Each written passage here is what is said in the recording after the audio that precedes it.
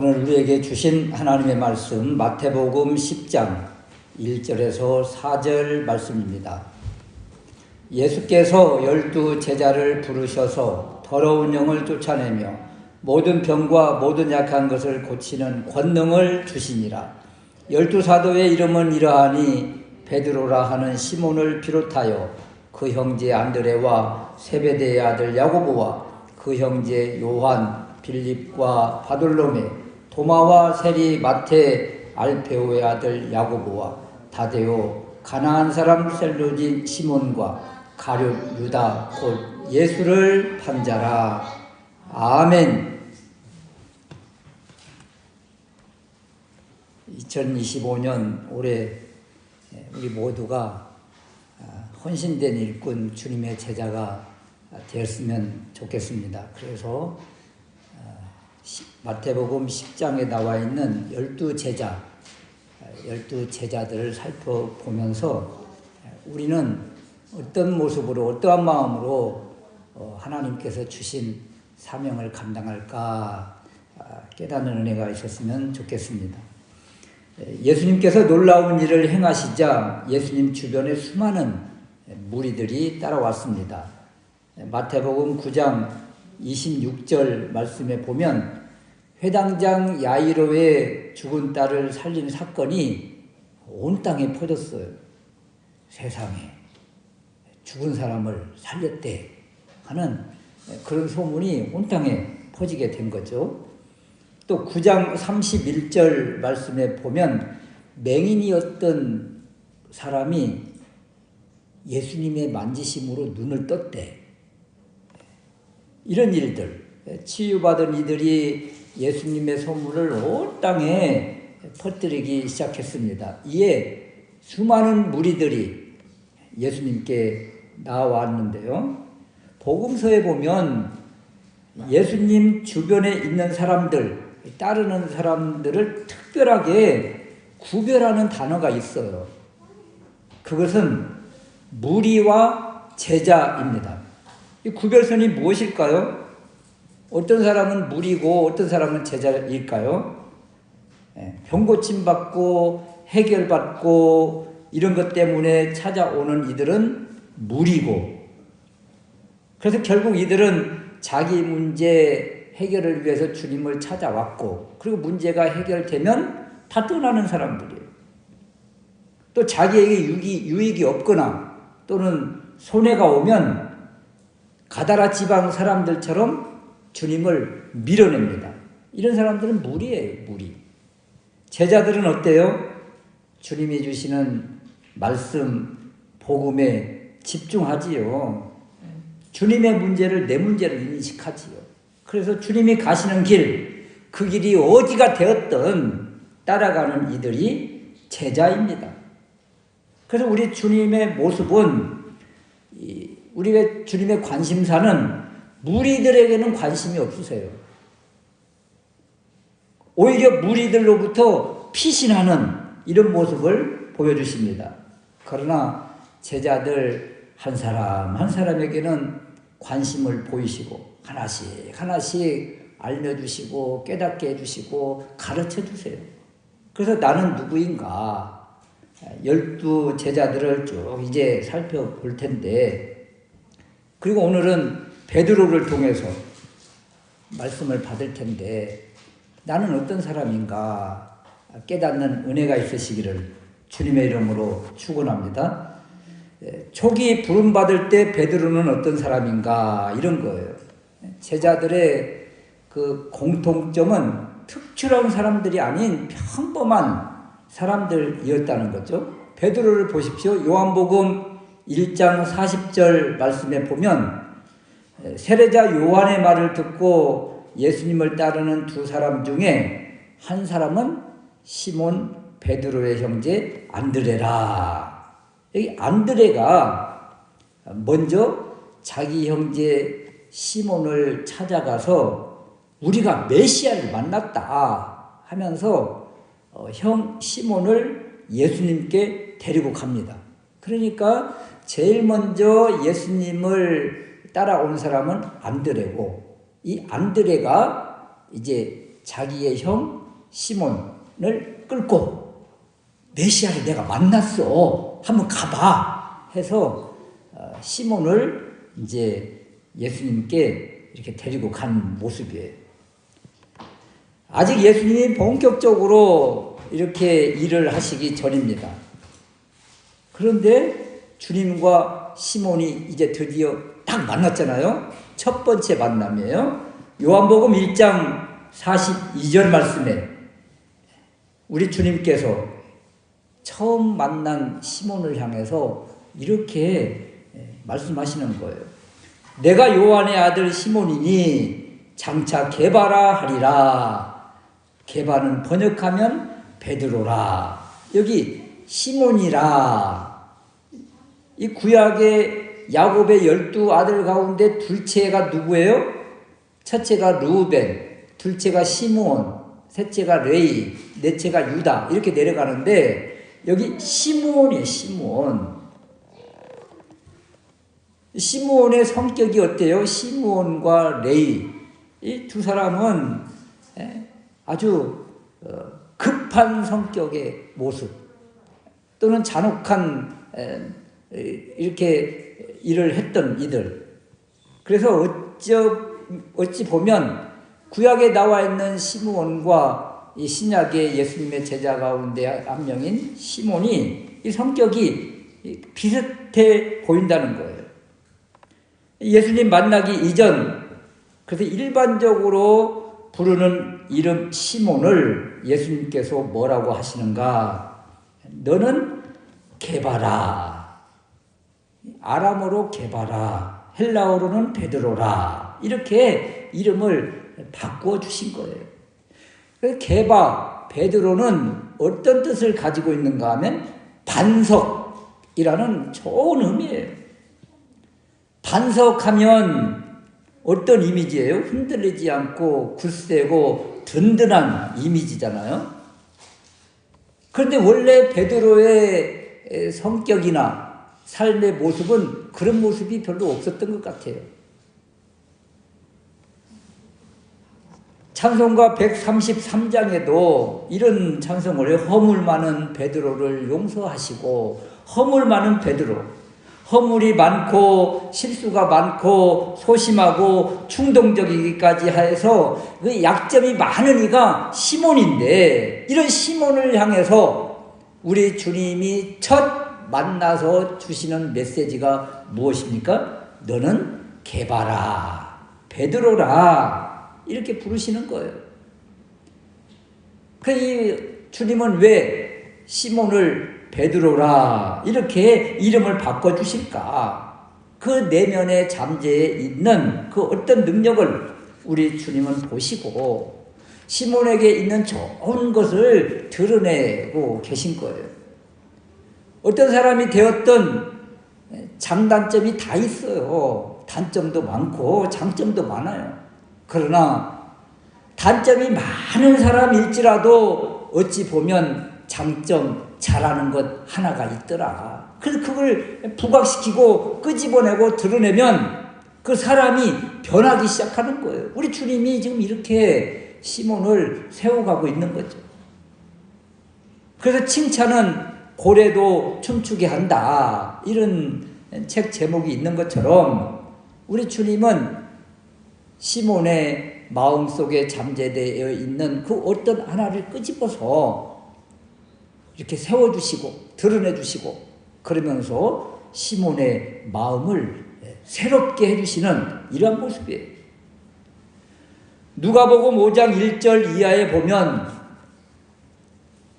갈릴리 바다 게네사렛 호숫가에서 고기를 잡을 때 밤새도록 그물을 내렸다 올렸다, 그럼에도 불구하고 하나도 잡지 못하는 허탕만 치는 그런 날이 있었습니다. 얼마나 허탈하겠어요. 이때 주님께서 말씀을 주십니다. 깊은 데로 가서 그물을 내려 고기를 잡으라. 이때 시몬 베드로가 이렇게 대답을 해요. 누가복음 5장 5절 말씀인데, 선생님, 저희가 밤이 맞도록 애를 썼으되 얻은 것이 없지만은 말씀에 의지하여 제가 그물을 내리리이다. 말씀에 의지하여 제가 그물을 내려보겠습니다. 밤새도록 그물을 내렸다가 올렸다가 참으로 허탕치는 그날이었는데, 이날 주님이 주시는 말씀을 듣고 말씀대로 한번 해보겠습니다. 그리고 어떻게 되었다고 그래요? 잡힌 고기가 힘이 많아 그물이 찢어지는지라. 자기 배 혼자 감당이 안 돼서 옆에 있는 다른 배에 있는 동물을 손짓해서 와서 도와달라고 하고, 그래서 두 배에 채우되 잠기게 될 정도로 어마어마한 큰 은혜를 입게 되었습니다. 여기에서 말씀에 의지하여 순종한 결과 상상할 수 없는 놀라운 기적을 베드로가 경험을 하는 거예요. 이런 경험한 다음에, 이런 체험 후에 우리 주님이 마태복음 4장 19절 말씀에 나를 따라오너라 내가 너희를 사람을 닦는 어부가 되게 하리라, 이렇게 말씀을 주신 거예요. 이렇게 부르시는 거예요. 선택하시는 거예요. 그러니까 베드로 어떻게 해요? 즉각적으로 아멘으로 화답하면서 주님을 따르는 모습이라. 여러분, 평범하고 일상적인 삶 가운데 있는 시몬에게 우리 주님이 보여주신 것 두 가지가 있는데요. 그것이 무엇인가 하면,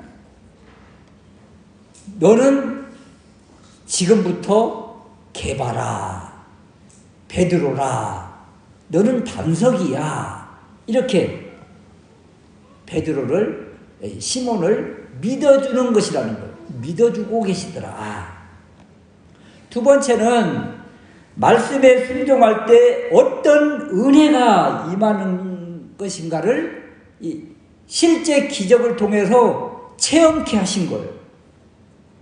그러니까 이 시몬 베드로가 주님을 보는 관점이 완전히 달라지고, 이제 주님이 나를 향해서 뭐라 하신다면 그 말씀에 아멘으로 순종하겠다, 이런 결단과 고백이 생기는 것이고, 그리고 주님이 부르신다면 이제 모든 것을 버리고 따를 수 있는 그런 자세가 된 거예요. 이럴 때 주님이 나를 따라오느라 하니까 그 모든 것을 뒤로 하고 주님을 따르더라.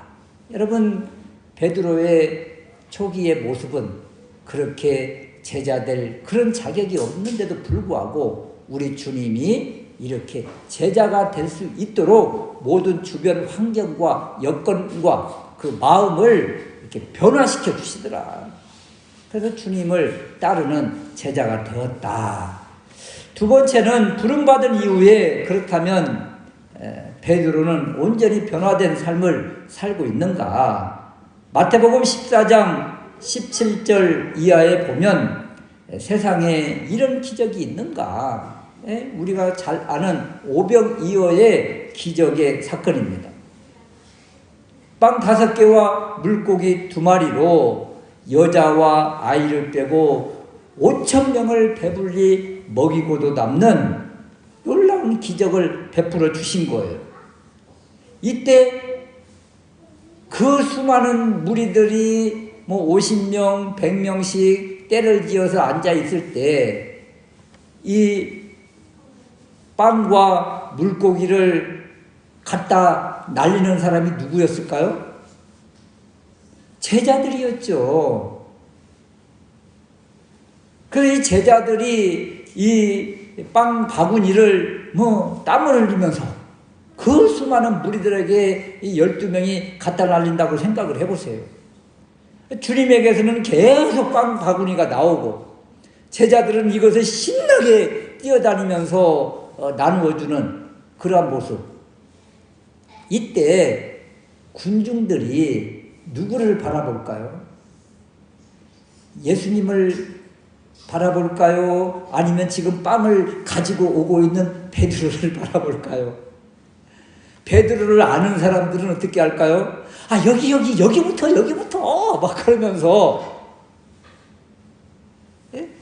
이 제자들을 아는 이 무리들은 막 손을 들면서 여기부터 나 여기 있어 하면서 자신의 존재를 알리면서 그 빵을 받으려고 애를 쓰겠죠.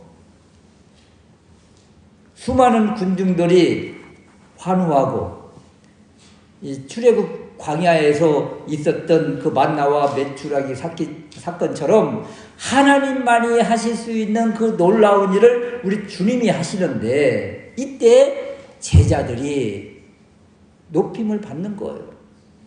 제자들이 대접을 받는 거예요. 자네 스승 정말 대단하시네. 자네가 최고야. 제자들도 본의 아니게 높아지는 거죠.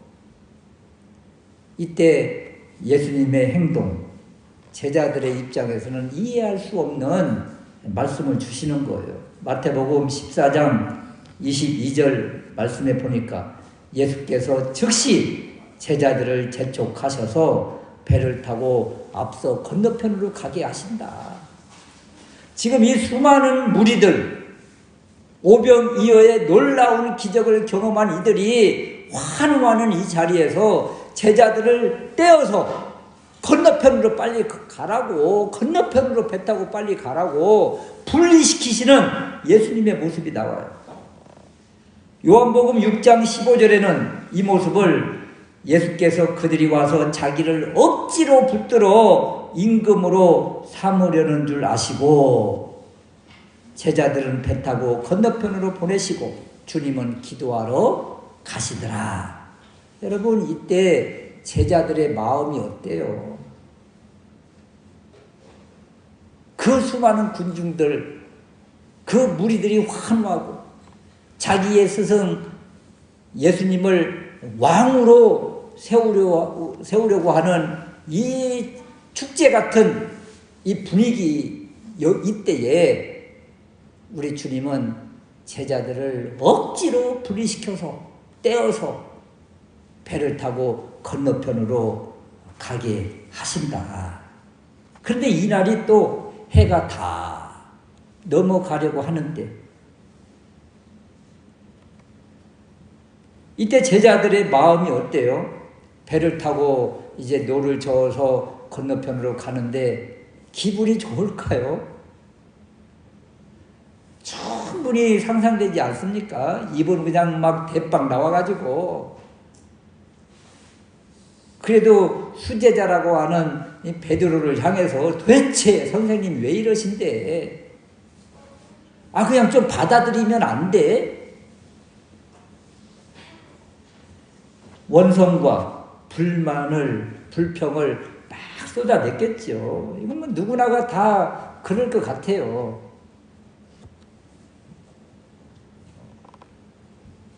그러면 이날 밤 이들의 노젓는 배가 잘 갈 수 있겠어요? 그 마음속에 이런 마음을 품고 있는데 이 배가 순적하게 갈 수 있겠느냐고요. 그래서 이날 밤새도록 바다 위에 있으면서 나아가지를 못하는 거예요. 그래서 마태복음 14장 25절 말씀에 보면 점으로 출발하여 지금 새벽 4시쯤 되었을 때 물 위를 걸어오시는 예수님을 보게 됩니다. 그러니까 밤새도록 괴롭게 노를 젓고 있는데 나아가지를 못하는 거예요. 큰 풍랑 바람이 불어서 나아가지 못하지만 그 이면에 보면 주님을 향한 이 원망과 불평 속에 이 무슨 힘이 있어서 노를 젓겠어요. 어쩌면 뒤에 붙잡고 있는 환호하는 그 무리들 때문에 이들과 떨어지기 싫어서 계속 뒤만 돌아보고 있는지도 모르겠죠. 이 사람들의 환호와 그리고 세상에 발목 잡히면 이렇게 한 치 앞도 나아갈 수 없는 것, 한 발자국도 나아갈 수 없는 것이 이 믿음의 삶 아니겠어요? 이 제자들의 모습을 통해서 그대로 적나라하게 우리에게 보여주시는 것입니다. 이때 우리 주님이 밤 사경, 그러니까 새벽 4시쯤 되었을 때 바다 위를 걸어서 오시는 거예요. 제자들이 처음에는 유령이다 그랬지만 점점 가까이 오시는 그분의 모습이 드러나는데 우리 주님인 거예요. 예수님이 물 위를 걸어서 오신다. 이때 또 나서기 좋아하는 이 베드로, 충동적이고 열정적이잖아요. 마태복음 14장 28절 말씀에 주님 저를 명하여 물 위로 오라 하소서. 저 물 위로 걸어서 주님께 가고 싶어요. 저도 주님처럼 걷고 싶어요. 오라고 한번 해보세요. 여러분, 이런 질문을 할 수 있는 사람이, 이런 요청을 할 수 있는 사람이 누가 있을까요? 예수님이 물 위를 걸어온다고 해서 나도 물 위로 걷고 싶다 이렇게 생각하는 사람이 누가 있겠어요? 베드로는 지금 그 생각을 하고 있는 거예요. 그리고 요청하는 거예요. 그랬더니 우리 주님이 오너라 오라 그러시잖아요.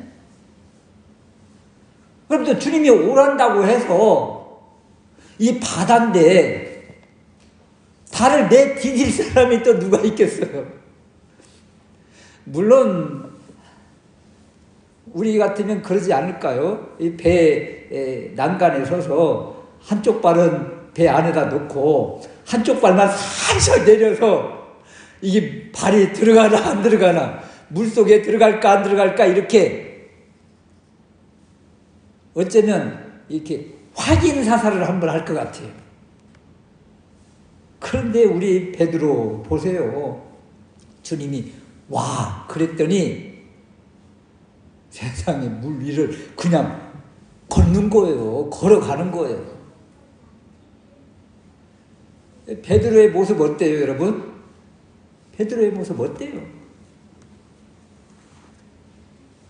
물론 이렇게 가다가 성경에 보니까 바람을 보고 무서워하다가 물에 빠져 쑥 들어가려고 할 때 주야 저를 구원해 주세요 그래가지고 주님이 즉시 손을 내밀어서 이렇게 붙잡아 주셨어요.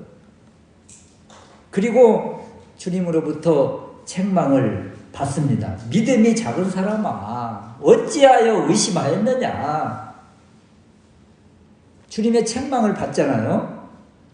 뭐 믿음이 없다, 믿음이 작다, 왜 의심하였느냐 책망을 받은 것 같지만 여러분 이 책망이 베드로에게 들어오겠어요? 베드로 너 왜 이렇게 의심하였느냐? 왜 이렇게 믿음이 작아?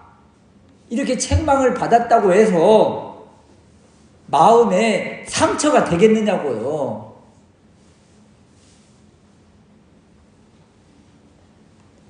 저는 이 부분을 베드로를 이렇게 한 주간 살펴보면서 책망을 받은 것 같지만 주님의 책망은 그냥 뭐 온데간데 없고 세상에나 내가 바다 위를 걸었어. 뭐 의심해서 뭐 잠깐 물에 빠졌었지만 뭐 그런 거 상관없어. 그냥 평생에 잊을 수 없는 기적을 경험한 거예요. 여러분 한 발자국도 내딛지 못했다고 할지라도 그냥 내가 바다 위에 한번 섰어. 여러분 이 생각만 가져도 나는 가슴이 그냥 벌렁벌렁해요. 그냥 마음이 설레고 세상에 어떻게 이런 일이 아유 정말 그러면서 이 베드로 이 감동 감격에 그냥 잠 못 잤을 것 같아요. 주님이 책망을 베드로를 책망을 하셨잖아요. 왜 믿음이 작은 자야? 왜 믿음을 의심하였느냐? 그런 거 아무 상관없다니까요. 내가 한 번 섰다니까. 바다 위에 한 번 섰고 바다 위에서 그래도 몇 걸음인지는 모르지만 걸었다니까. 정말 우리 베드로 그냥 심장이 터져버릴 정도의 감격이 아닐까. 이때 말이에요. 이때 베드로의 믿음이 훌쩍 커버리는 것입니다. 마태복음 10장 25절 말씀에 보면 주님이 제자를 부르시고 주신 말씀인데, 제자가 그 선생과 같고 종이 그 상전과 같으면 족하도다. 이 말씀은 스승인 이 주님이 고난을 당하면 제자도 고난을 받는 것이 마땅하고 당연하다.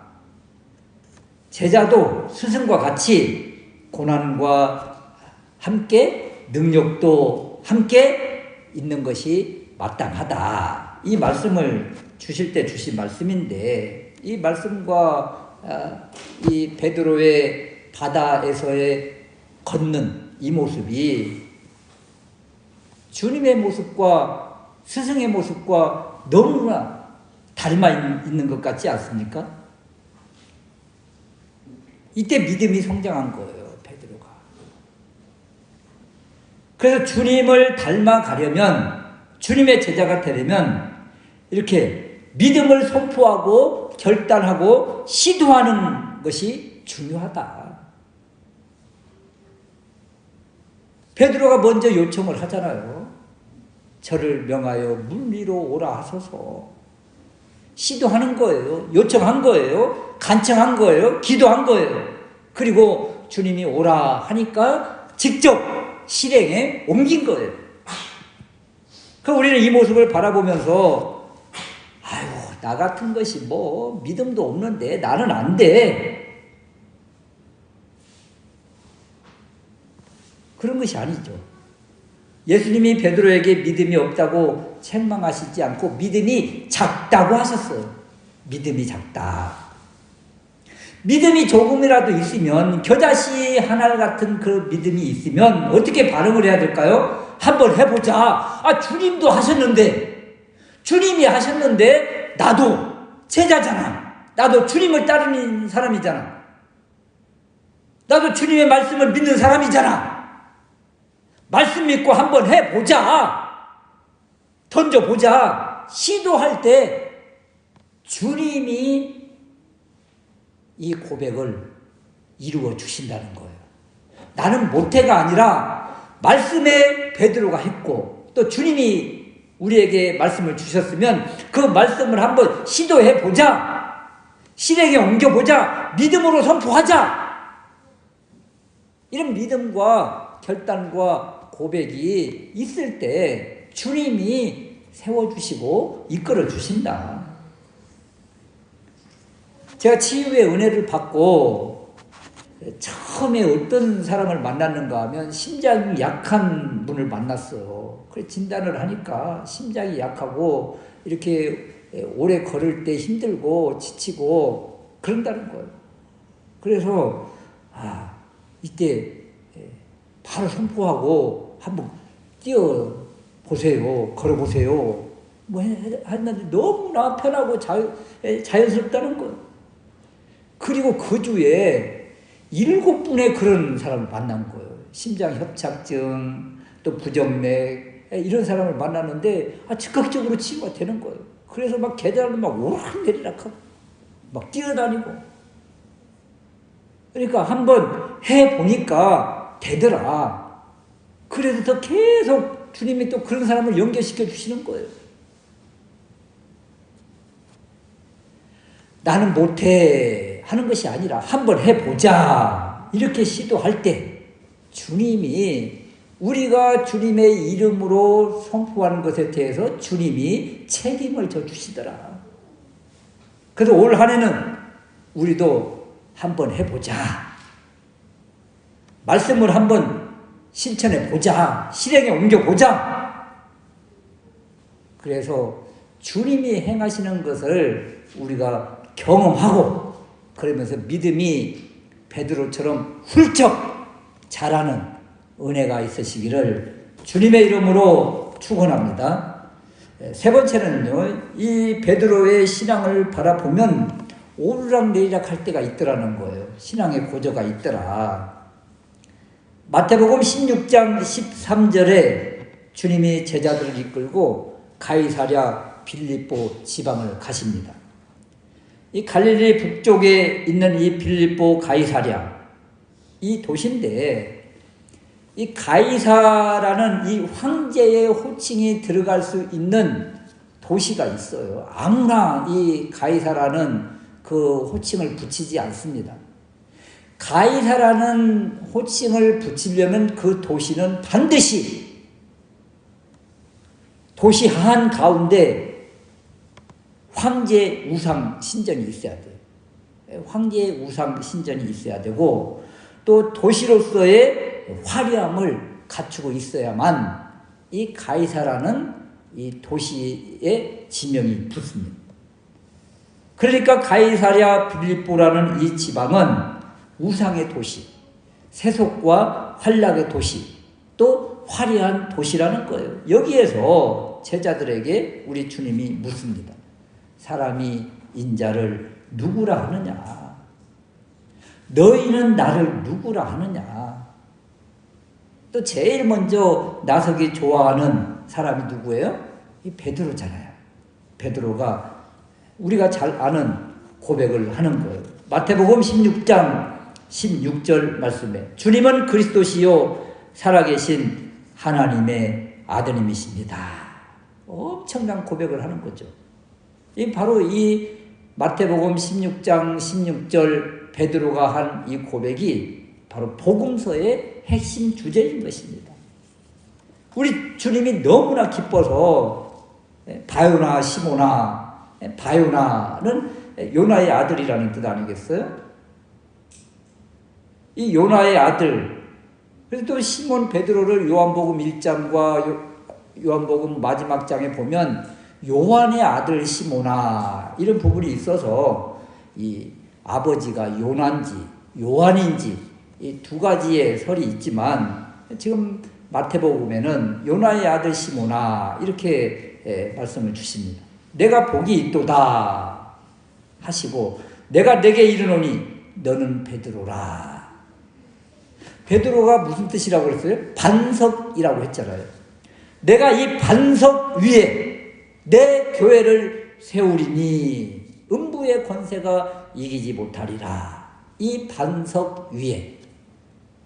여러분 이걸 카톨릭에서는 이제 베드로 위에 이렇게 이야기하고 우리 교회는 바로 베드로가 고백한 신앙 고백 위에 마태복음 16장 16절 위에 교회를 세워주시겠다는 엄청난 말씀을 주시고 그리고 베드로에게 이런 고백을 한 베드로에게 하늘 왕국 열쇠, 천국 열쇠를 주시는 거예요. 이렇게 엄청난 축복을 받은 직후 곧바로 또 심하게 책망을 받는 부분이 나옵니다. 주님이 예루살렘에 올라가 장로들과 대제사장들과 서기관들에게 많은 고난을 받고 죽임을 당하고 사흘날에 살아나야 할 것을 제자들에게 비로소 가르치시니 예루살렘에 들어가서 고난받고 십자가에서 죽고 그리고 부활할 것을 드디어 제자들에게 이제 가르쳐 주세요. 그러면 우리 주님이 예루살렘에서 어떤 일을 당하실 것인가? 세상에 고난, 십자가 죽음 다음에 부활이 있다고? 부활? 그런데 이건 듣지를 않아요. 사람들이. 제자들이 이것은 들리지 않아요. 고난받고 죽으신다고? 이것만 그냥 부각돼서 자신들에게 들려오는 거예요. 안 됩니다. 안 됩니다. 이때 베드로가 예수님을 붙들고 심하게 나무라며 주님 그러지 마시옵소서. 제자는요, 스승이 무엇을 하시든지 어디를 가시든지 뒤를 따르고 배우는 것이 제자의 도리인데, 지금 누가 제자이고 누가 스승이에요 지금? 스승인 주님을 붙잡고 책망을 하고 있다니까요. 베드로가 주님을 책망하고 나무라고 있어요. 이 모습을 보면 베드로의 신앙이 마태복음 16장 16절에서 최고로 올라갔다가 다시 사단 소리를 듣는 그냥 추락의 모습으로 나타나요. 이렇게 신앙생활이라는 것이, 또 우리의 믿음이라는 것이 베드로처럼 어떤 때는 올랐다가 어떤 때는 추락했다가 이런 모습이죠. 언제 추락합니까? 언제 믿음이 떨어져요? 내 생각이 주님 생각보다 앞설 때, 주님을 가르치려고 할 때, 이때 한없이 추락하는 것이고, 믿음은 언제 성장을 해요? 내 생각을 주님 생각에 맞출 때, 그때 믿음은 자라고 성숙되는 것이라. 이것이 바로 바른 제자도의 모습입니다. 베드로 실수도 많고 허물도 많고 돌발적이기도 하고 나서기도 좋아하지만, 그래서 믿음이 오르락내리락 하지만 주님과 그럼에도 불구하고 함께 늘 주님을 따르면서 주님 안에서 다듬어지고 변화돼서 마지막 베드로의 모습은 어떻다고 그래요? 예수님처럼 십자가에 못 박혀 순교하는 모습이라. 예수님처럼 물 위도 걸어보고, 예수님처럼 사도행전에 보면 죽은 자를 살리고, 마지막의 모습은 예수님처럼 십자가에서 순교당하는 모습이라. 우리가 이 일화를 잘 알잖아요. 쾌바디스라는 그 영화를 보면 십자가형을 받을 때 감히 예수님처럼 십자가에 매달릴 자격이 없어 송구스럽다. 나의 십자가를 거꾸로 매달아달라. 이렇게 간청해서 역십자가에 매달려 순교했다고 합니다. 지금 12제자 첫 번째 사람 베드로를 살펴보면서 우리는 어떤가? 우리도 실수터성이고 허물이 많고 불만이 많고 약점이 많습니다. 그럼에도 불구하고 베드로가 주님의 말씀을 한 번씩 시도하면서 던지면서 그 말씀에 순종할 때 놀라운 은혜가 임하고, 그리고 하나님께서 행하심이 경험되고, 그리고 말씀이 이루어지는 것을 체험하면서 믿음이 훌쩍 자라는 베드로를 바라보면서 올 한 해 우리도 말씀이라면 한번 실행에 옮기겠다, 말씀 붙잡고 살아보겠다, 그런 믿음과 결단을 하면서 주님을 따르는 복된 새해가 되시기를 주님의 이름으로 축원합니다. 아멘.